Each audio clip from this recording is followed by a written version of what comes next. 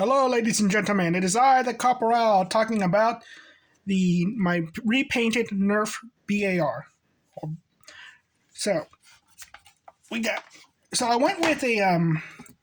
The idea was I had invented a bullpup rifle for my book series that I named the Gestalt rifle, and turns out it actually existed. Yeah. Turns out I'm an actual genius when it comes to firearms, and that I accidentally invent things that were ahead of their time for that time period that turned out to be real. So I can't make money off of it. But yeah. So I went with the I did wanted to go with with the standard look I normally go with my blasters when I paint them for the book. In that it's supposed to be like World War One-ish, but it has copper added to the paint job because of a lore reason. And that the people who design these more advanced firearms have access to a lot of copper, and they're very artisan oriented. So they always put copper or gold or silver into their designs and all that. So this is supposed to actually be a standard grunt weapon for the villains and all that, though I do carry one myself. And I actually considered adding weathering to the blaster in order to make it look more like a grunt user, but as I thought about it, they're very new, so they wouldn't be weathered and all that. And you could say some of the mistakes were made, like it didn't really sit well. Everything that was like red didn't sit well when it got painted. And even here, there's a little bit of that mistake and all that. It was just the red parts were the worst, and I kept the trigger red just because it is based off this is a real steel weapon this Nerf gun is based off of. So I would never paint this black. I'd never paint it all black. Okay, but technically the real thing is actually green, but still, you get what I'm saying. It's a real thing. So, but what I did, I also added dashes of gold to it. As you can see right here, because in the light, I wanted it to kind of have this gold shimmer. There's a little bit too much gold right here, but over here, it was pretty good on how it went.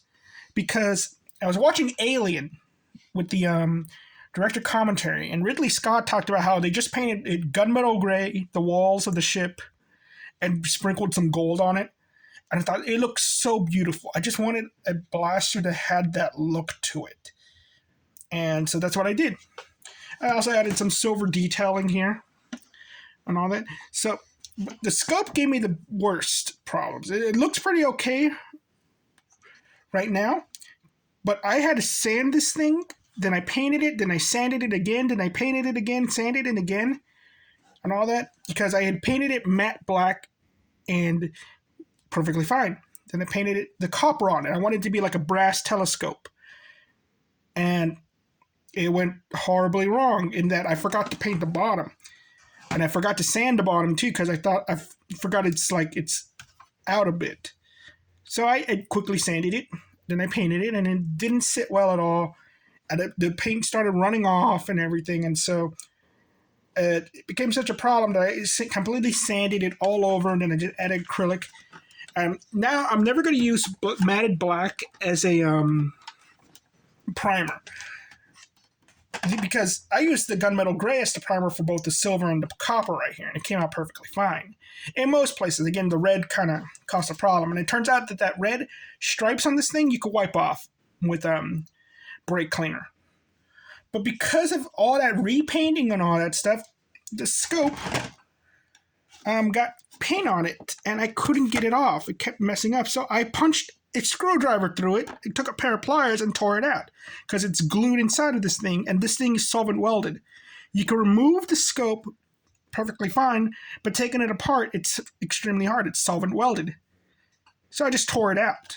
So if I ever get a second one of these, I will replace the scope on it. So I'm probably experimenting to see if I could try to get the brass telescope look.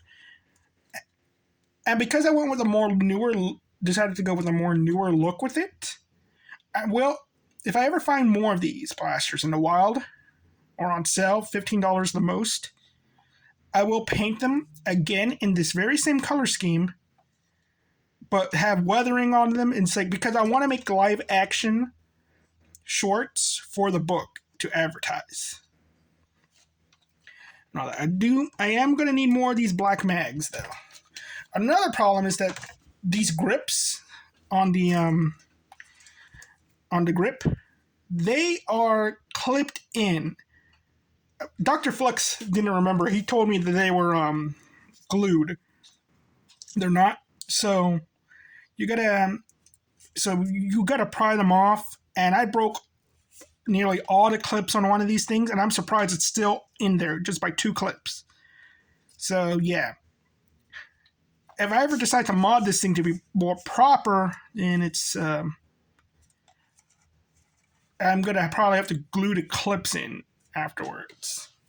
You can see another little mistake right there. So it's like came out near perfect, near perfect, and it only took a day.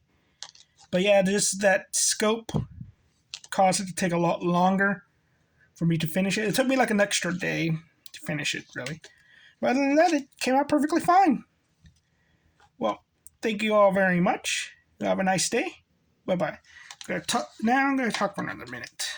Let's see. I'm one of the owls from Futurama.